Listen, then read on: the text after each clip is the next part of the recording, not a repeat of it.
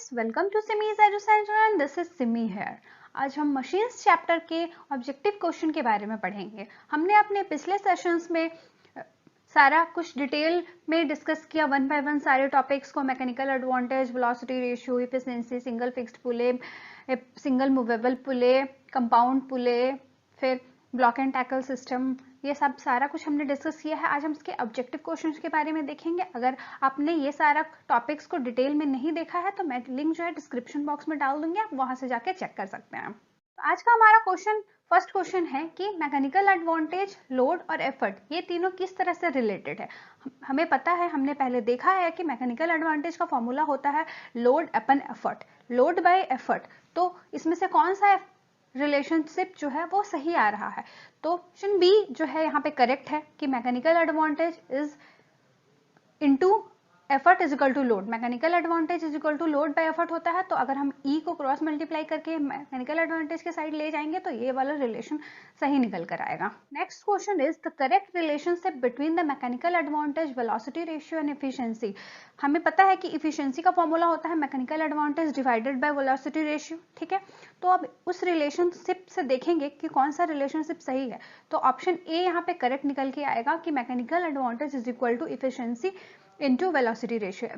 Efficiency का formula हमने देखा था कि mechanical advantage divided by velocity ratio, तो यहाँ से ये क्रॉस मल्टीप्लाई करने से ये रिलेशन निकल कर आता है। Third question is select the incorrect statement. यहाँ पे चारों स्टेटमेंट में इनकरेक्ट क्या है वो बताना है। अ मशीन, फर्स्ट ऑप्शन है, अ machine always has a efficiency less than 100%। ये तो बिल्कुल सही है कि मशीन का हमेशा जो एफिशिएंसी है वो 100% से कम ही होगा। Mechanical advantage of A machine can B less then 1 mechanical advantage. हाँ, आइडियली मशीन का 1 होता है मैकेनिकल एडवांटेज, बट प्रैक्टिकली 1 से कम होगा।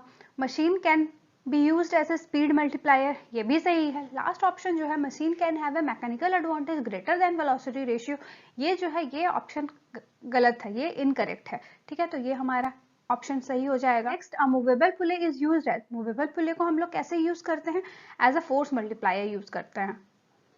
Next, the mechanical advantage of an ideal single movable pulley, single movable pulley का मैकेनिकल एडवांटेज 2 होता है, ये हमने डिराइव किया था। Fixed pulley is used because it, हमने देखा था कि सिंगल फिक्स्ड पुले है उसका मैकेनिकल एडवांटेज 1 होता है, फिर भी हम उसे क्यों यूज करते हैं? लोड और एफर्ट, जितना लोड होगा उतना ही एफर्ट हमें लगाना पड़ेगा, बट फिर भी हम सिंगल फिक्स्ड पुले को क्यों यूज करते हैं?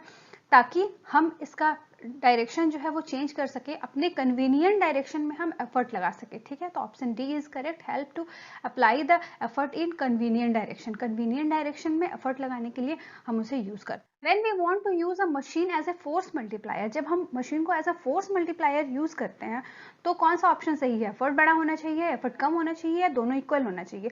तो option B is correct, effort must be less than load, ठीक है। एफर्ट को लोड से कम होना चाहिए। When we want to use a machine as a speed multiplier, अगर हमें स्पीड मल्टीप्लायर के जैसा यूज करना है तो हमें एफर्ट का हमेशा ज्यादा होना चाहिए लोड से। Next question is for an ideal machine, ideal machine के लिए आउटपुट एनर्जी इनपुट एनर्जी से इक्वल होना चाहिए, ग्रेटर होना चाहिए, लेस होना चाहिए, नन ऑफ दिस, ठीक है। तो ऑप्शन ए इज करेक्ट है, output energy must be equal to the input energy. Next, last question is mechanical advantage of an machine is given by, mechanical advantage machine का क्या होता है? तो mechanical advantage का फॉर्मूला है load upon effort, तो it means option B is correct.